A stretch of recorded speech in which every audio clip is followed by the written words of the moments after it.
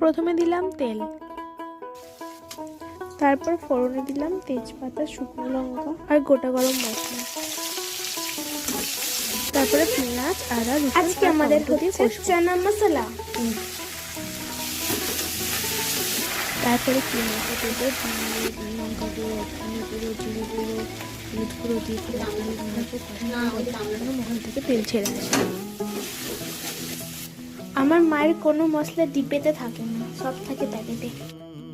রান্নায় যেন আবার নুনটা দিতে ভুলো না। ভিডিও শ্যুট করতে করতে এত সুন্দর নুনটা দিতে ভুলে গেছি আমি।